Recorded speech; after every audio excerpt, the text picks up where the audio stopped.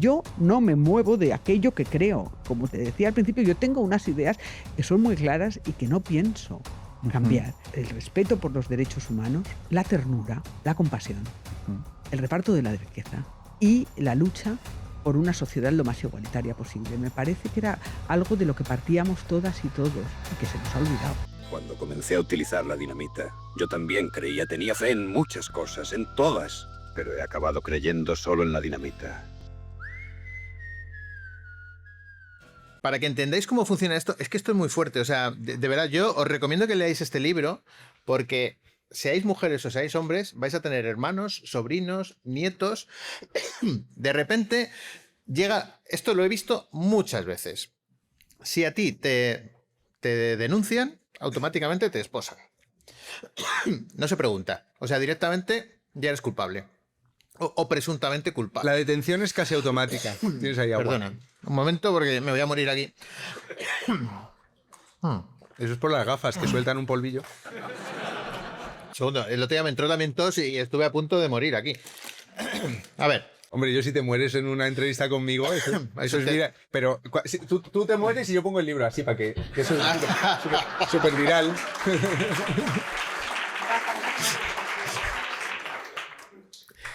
Funciona de la siguiente manera. Si a ti de una mujer te denuncia, o sea, tu mujer o tu expareja te denuncia, tú automáticamente llegas a la policía y tú ya sabes que vas al calabozo. Automáticamente no, pero en la infinita mayoría de los casos sí, porque hay un protocolo muy estricto. Vale.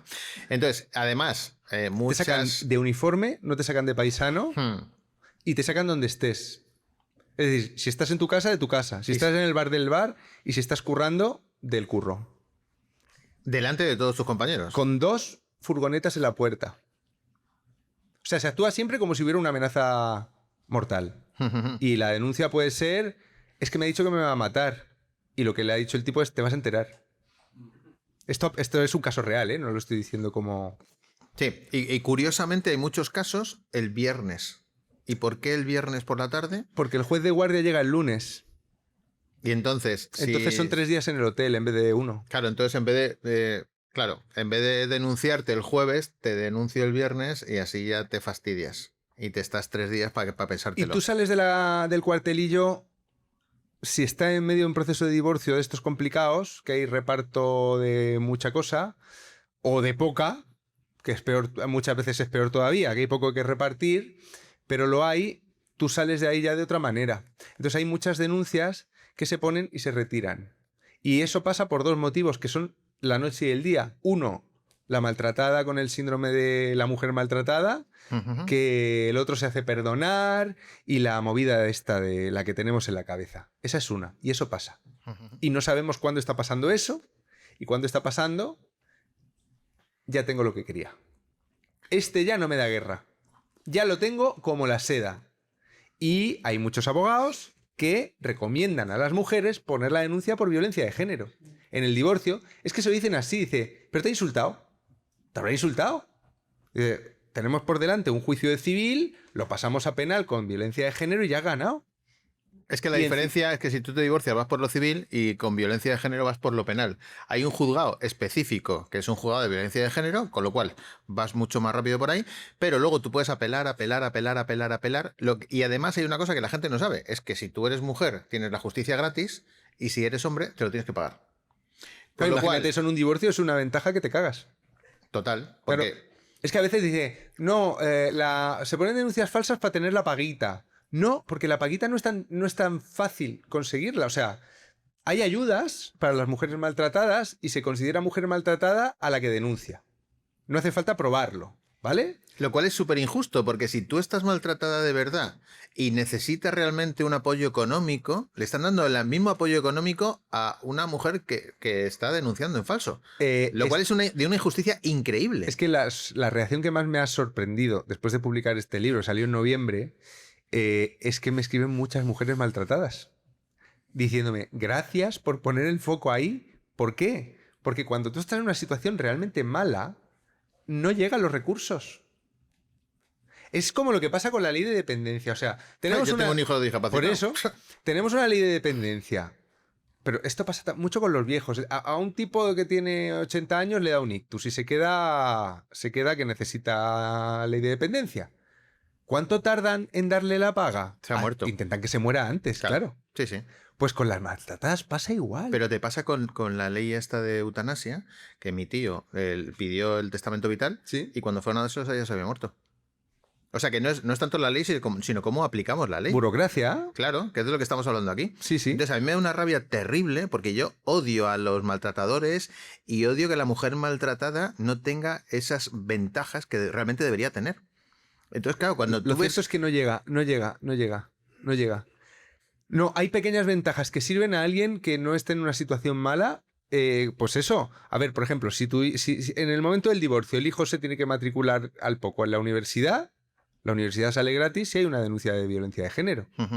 Entonces, te puede salir a cuenta con cosas así. Los abogados van a ser gratis y en un divorcio los abogados cuestan pasta, ¿no? O sea, son pequeñas ventajas que sirven, pero que no sirven solamente... Y cuando tú lo que pasa es que vives en la casa del señor, no has cotizado un año en tu vida porque te ha tenido ama de casa toda la vida, ¿no? Con los hijos y tal. No tienes dónde caerte muerta porque tu familia ya pues han fallecido o lo que sea, ¿no? Cuando tú estás en esa situación, cuando tú eres Ana Orantes, esta ley no te sirve. Te sirve para sacarlo de tu casa en el momento en que pones la denuncia. Eso sí. Pero tú sabes otra cosa acojonante. Porque yo le decía a los guardias civiles, les decía, tío, pues todos me decían, o sea, cuando llega, oye, que tenemos detenido en el calabozo de Biogen. Dice, pero, y entonces los guardias dicen, ¿pero de Biogen o de Biogen? No, de Biogen. Pringaos. Pringaos que luego se suicidan, cuidado. Los hay.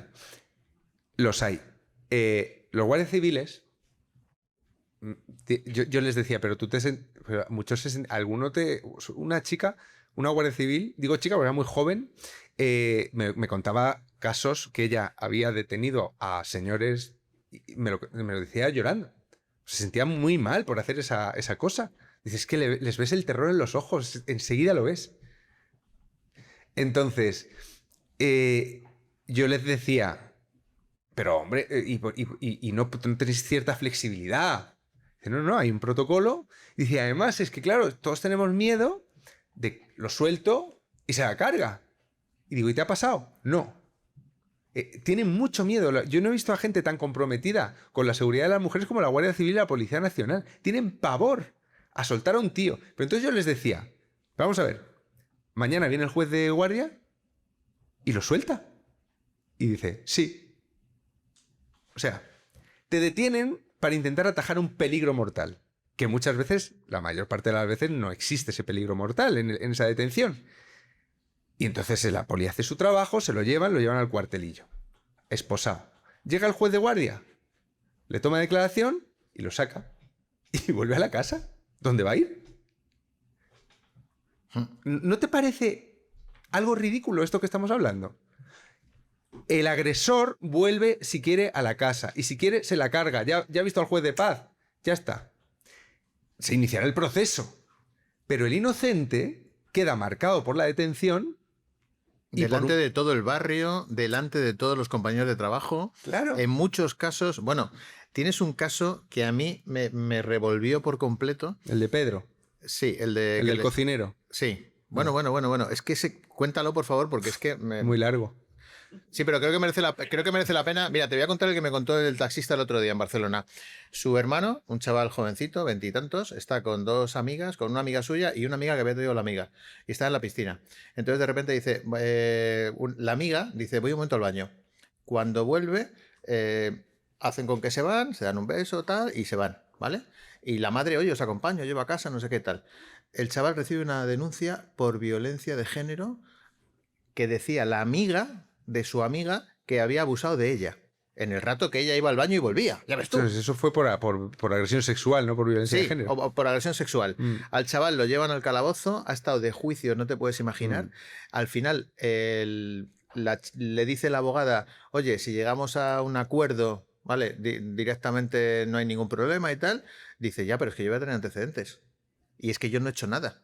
Bueno, el chaval está a punto de suicidarse, al final le han absuelto, pero ese chaval ha quedado marcado de por vida. Ahora no quiere tener ningún tipo de relación con ninguna chica, ni se quiere acercar a ninguna chica, no quiere subir en un ascensor con una chica, no quiere saber nada de las chicas. Sí, es que esto genera muchísima tensión entre los sexos. O sea, eso es otra consecuencia más social, pero... Pero es terrible lo que está haciendo la juventud. Bueno, de hecho hubo una aplicación en Dinamarca, que yo hablé de ella en la radio, en el programa de Pepa, que tú firmabas consentimiento de tener relaciones. O sea, tú fíjate, estás allí, jovenzuelo, con las hormonas hasta arriba, de repente te lías, y dices, aguanta un segundito. Pon aquí, firme aquí. Firme usted aquí. Firme usted aquí. Vale, coge la casilla que tú quieras, que te voy a hacer de todo. Sí. Vale. Pero es que es una estupidez. O sea, es que estamos perdiendo, pues eso, que al final... Sí. Y tiene también una incidencia. Hay cosas graciosas que pasan, ¿no? Bueno, de hecho fue un sketch de un humorista que se atribuya, en Estados Unidos. Que se atribuya... Tú sabes que los jóvenes se van mucho más de prostitutas. Sí. A nadie se le ha ocurrido relacionar... Y ha aumentado esto, ¿eh? A nadie se le ha ocurrido relacionar esa desconfianza que se ha metido entre los chicos y las chicas, metiéndoles propaganda hasta en la sopa, constantemente. A ellas miedo a ser violadas. Chicas tienen mucho más miedo, las chicas jóvenes tienen mucho más miedo a que les pase algo terrible que las chicas jóvenes de mi generación o de la tuya. Y no era un país menos seguro, o sea, más seguro. Se supone, ¿no? Se supone que... De hecho, hay más seguridad ahora. Se supone que la gente está más concienciada y que ya no hay tanto cafre, o no sé. Se supone que se ha avanzado algo, si no, ¿para qué hemos hecho todo esto? Pues las chicas tienen miedo de ser agredidas y los chicos tienen miedo de que les denuncien en falso. Y a nadie se le ha ocurrido... Es que se hacen estudios por donde se hacen. A nadie se le ha ocurrido ver si el efectivo aumento de la pornografía y de la prostitución en gente de 25 años para abajo tiene alguna relación con eso. Tú lo pones encima de la mesa y dices, vamos a ver, ¿no? Sí, hay una clara causalidad. No, pues es el porno. Ya. El porno produce... O sea, estos son las gafas violeta. Es como...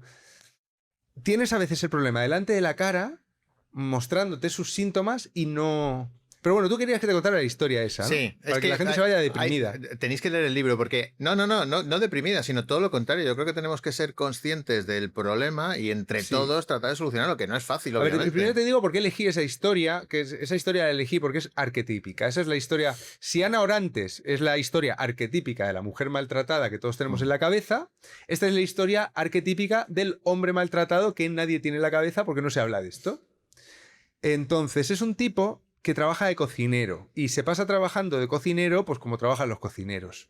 Eso en una capital de provincia, es un restaurante que está bien, que tiene mucha afluencia, el tipo tiene su personalidad, tal, se le quiere como cocinero, tal, y esto es antes de la pandemia, ¿no? Y entonces, ¿el tipo qué pasa? Que no tiene tiempo para ligar. Entonces él desde la cocina pues sale por las mesas, por la noche, tal, y siempre pues hay alguna que se queda mirando, tal, pero dice, joder, qué suerte tienen los que no son cocineros, ¿no? Pero hay una en particular que va con su novio siempre y que le gusta especialmente y que le pone ojitos, le parece a él o no se sabe, y que de pronto empieza a venir con las amigas y sin el novio. Y entonces, pues un día le echa huevos, saca un vino, oye, que os voy a invitar a un vinito, que os ha parecido la cena, y las amigas ya como que le dicen que está soltera. Y entonces la tipa se va a la cocina y él va detrás y empieza una relación, ¿no? Entonces, esa relación al principio va muy bien. Él tiene muy poco tiempo fuera del restaurante, pero ya está todo el día en el restaurante, hacen guarreridas españolas en la cocina. Señor, hay un pelo en mi sopa y es rizado, ¿no? Quiero decir... Se lo pasan bien como pueden, ¿no? Pero ella queda embarazada y cuando nace la primera creo que es hija, cuando nace la hija, pues como pasa en tantas parejas fulgurantes, todo se empieza a complicar. Y entonces, todo esto yo lo sé por pruebas periciales, papeles de psicólogo, grabaciones, o sea... No te estás inventando nada. No, y no se lo está inventando el que me lo ha contado. Que yo con eso he tenido mucho... Sí, porque cada vez que entrevistaba a alguien llegaba con una carpeta así. Sí. Y luego otra cosa que dices que es alucinante antes de seguir con la historia es que todos los maltratados, porque no hay que olvidar que los hombres son maltratados por denuncias falsas. Sí, es que es una forma de maltrato. Han hecho media carrera de derecho. Sí. Porque yo he hablado con un taxista que te citaba los decretos como como si estuviera en una oposición. Sí, han salido licenciados en Derecho de esta movida. Entonces, bueno, seguimos. Tienen la hija y ella ya cambia totalmente el chip y siempre está haciéndole reproches de que solo está trabajando, pero ella ha dejado el trabajo cuando ha tenido el embarazo, ha tenido que estar en la cama, tal, y ya luego como que no se ha vuelto a reincorporar, ¿no? Entonces ya la relación está podrida y él siente como que le da miedo ir a su casa. O sea, que volver a casa va a ser bronca, es una relación que se va a romper, ¿no? Pero entonces llega la pandemia. Y el restaurante cierra, o sea, cierra por la pandemia y se quedan encerrados en casa. Y cuando se quedan encerrados en casa, ella empieza ya a maltratarlo en el sentido de humillarlo, no le deja, está muy paranoica con el virus, no le deja que se acerque a la niña. Bueno, es todo un puto infierno. No me toques, lávate las manos. Todavía entonces tiene alguna reconciliación y ella, pum, vuelve a quedar embarazada. Entonces aquí lo que pasa es que cuando ya nace el segundo niño, la relación está totalmente destruida, él está otra vez trabajando, como el restaurante ha estado cerrado, tiene que echar el resto, es ese momento post-pandemia que la hostelería era como, no, esto es Vietnam, venimos aquí a morir, ¿no? Hay que recuperar, ¿no? Era ese momento, ¿no? Y entonces, además sale una reseña positiva, no sé si en El Comidista o en algún sitio, y se le llena el restaurante de una manera exponencial, pedidos a domicilio, el tío está, venga a trabajar, ella no ha vuelto a trabajar, el piso lo está pagando él y de pronto un día ella manda a una amiga a decirle que quiere el divorcio. Y entonces él dice, vale, pero ¿cómo vamos a hacer? No sé qué, No, tú te vas de la casa, pagas la pensión que ya te dice o estás jodido. Y entonces él monta un pollo, la amiga ha ido al restaurante a decírselo. Él le monta un pollo a la amiga y te vas a tomar por culo, ¿tú qué me vas a decir? Y detrás de la amiga viene la mujer y le dice, pero ¿cómo vas a mí y tal? No sé qué, que estoy aquí todo el día pringando, que Y ella le mira, baja la mirada y sale del restaurante por última vez. Y a la media hora está la Guardia Civil llevándose al cocinero del restaurante de moda esposado delante de todo el mundo y empieza un proceso que dura 3 años, él no vuelve a ver a sus hijos y la hija, cuando ya las denuncias de la tipa, que son por agresión continuada, tal, maltrato, o sea, las denuncias son cada una de un tipo, pues cuando yo las he leído y es que eran, o sea, hay una de las denuncias que para que fuera verdad, este tipo tendría que ser Hulk Hogan. O sea, porque lo que está describiendo es como la coge de los tobillos y le da contra la nevera. ¿Sabes? Son locuras así. Y nunca persiguen ninguna por denuncia falsa. Absuelven y nunca persiguen a una señora que, obviamente, tal. Pues cuando se agota lo de las denuncias, denuncia la hija. La hija denuncia que el padre, cuando todavía vivía en casa, llegaba y le, no sé, agredía sexualmente en la cama. Que es lo que tú llamas la bala de plata. Es lo que llaman los abogados la bala de plata. Que es cuando ya no te quedan balas, te queda la bala de plata. Que es violencia sexual contra los hijos. Exacto. Y pasa mucho. Bueno, hay un caso que comentas que es terrible, terrible. Una mujer que está evidentemente loca porque lo dicen todos los informes. Sí. En todo esto hay mucha connivencia a veces de los equipos psicosociales. Sí, mucha.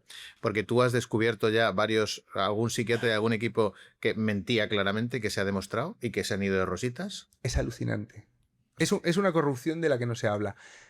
Pero es que lo peor es que cuando este tipo, cuya vida ha sido destruida, se tiene que ir a otra ciudad, se va a la ciudad de sus padres, el tipo no tiene nada, pierde el trabajo. Claro, el tipo del restaurante dice, oye, lo siento, te tengo que echar. O sea, temiendo que salieran los periódicos, ¿sabes? Entonces se va a, pues no sé si, es que no puedo decir ningún dato, pero vamos, que se va a la... Sí, a otra ciudad. Como a la costa, tal, a donde viven sus padres y tal, y creo que trabaja, vamos, la última vez que hablé con él, trabaja en un chiringuito de fritangas. Vida totalmente destruida. Y entonces, lo que más me heló la sangre es que este tipo al que le han hecho esto, cuando yo escribí su historia, le dije, oye, yo te la mandaré para que tú revises y veas si... Entonces se la mando y me dice, no, está perfecto, todo lo que pones es tal cual, tal. Dice, pero te voy a pedir un favor, a ver si puedes cambiar un par de detalles de la ciudad de tal y los nombres. Y digo, ¿por qué? Y dice, es que no quiero hacer eso a la madre de mis hijos. Y pensé, como una mujer maltratada, que perdona al hijo puta todo el rato. O sea, la madre de sus hijos había conseguido que la hija dijera que le había violado. Eso era la madre de sus hijos. Y aún el tipo, por eso te digo que son hombres maltratados. Y eso se ve cuando todavía quiere que no salga el nombre de la hija de perra. Y él hablándote de ella te ha dicho la hija de perra, me ha destruido, pero a la hora de dar el golpe, digamos... Y eso tiene mucho que ver con por qué las víctimas de la denuncia falsa no denuncian. Y es la misma razón por la que no denuncian muchas maltratadas. Y esto las gafas moradas no te permiten verlo. Estamos hablando de humanos. Estamos hablando de procesos de maltrato, de destrucción de la psique, ¿sabes? Estamos hablando de procesos de dominación. Y claro que hay hombres así y mujeres así. Fíjate, yo tengo un montón de notas del libro, que por supuesto me lo he leído de cabo a rabo, y tengo puesto acojonante, acojonante, de no creer, acojonante, acojonante, preguntar al público. Porque... Tienes poco vocabulario tú, ¿eh? Sí.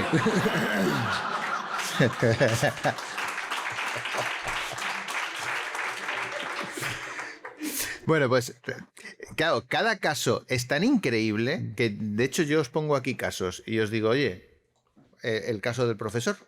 Resulta que llega una mujer y le denuncia, caso bastante común, ¿eh? Y le denuncia por violencia de género y entonces naturalmente van y le detienen. ¿Cuándo le pegó, señora? Pues me pegó fuertemente y me hizo mucho daño y me insultó delante de los vecinos a las 4 de la tarde. Y entonces el profesor dice, perdona, es que a las 4 de la tarde yo estaba con los alumnos y estaba dando clase y está documentado y tengo un montón de testigos. ¿Qué pasa? ¿Qué pensáis que pasa? Pues no, ese señor sufre un gran proceso de divorcio donde su mujer se queda con la custodia de los niños porque lo dice la ley. Y por supuesto él sale... Y va detenido. Y va detenido, por supuesto.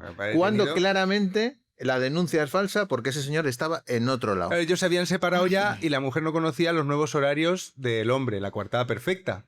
Denuncia los hechos a las 4 y a las 4, oiga, que yo a las 4 estoy en clase y tengo todos mis alumnos de testigo. No, pues nos acompaña. Ese tío tuvo una crisis de ansiedad en la comisaría, además un profe, le sacaron del cole con las esposas puestas. Es que el protocolo dice que hay que poner las esposas. Entonces lo sacan así, tuvieron la delicadeza de no hacerlo sacándolo del aula, digamos, fue más o menos discreto dentro del instituto, pero claro, ese hombre decía, pero si yo a esa hora estaba dando clase, se volvía loco, no se lo podía creer. Y el guardia civil le decía, no, si ya... Pero tiene que venir el juez y estamos a viernes. Así que hasta el lunes usted duerme aquí en el hotel. Otro caso muy bueno. El de Iván Rico y Vanessa, ese me dejó loco. El de la Vanessa... Que dijo que le había utilizado pegamento. Bueno, es que es tremendo. El del pegamento en la vagina es muy grande, sí. Es una tía que denuncia que su ex le ha maltratado, una paliza de muerte, había ido a la casa por las cosas y entonces le ha pegado una paliza de muerte y no solo eso, sino que le ha puesto loctite en la vagina para que no se vaya con otro. Entonces llega la señora, parte médico, al hospital, efectivamente, todo pegado, golpeada. Le había puesto bridas, le había golpeado. Bridas. O sea, tú lees eso y claro, quieres matar al tío. Y entonces el tío va a la cárcel y lo condenan a 9 años. Y un guardia civil, de pronto, o sea, la tía no solo eso, el juicio es rollo el de Juana Rivas. Esta señora salió en la tele, llorando, tal. Y claro, tú decías, al último pozo negro manden a este cabrón.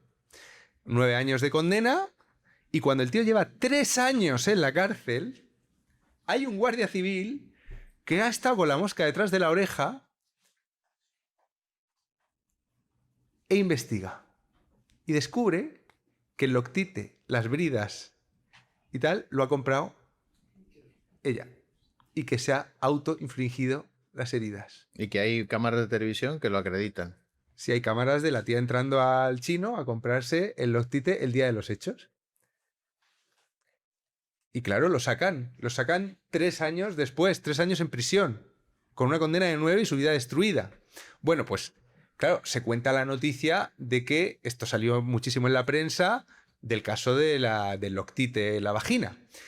que había sido una denuncia falsa, que el pobre hombre, tal. Pues el hombre luego tiene una novia, se echa una novia en el pueblo, y en el pueblo a la novia le dicen, pero ¿tú sabes que este es el pegacoños?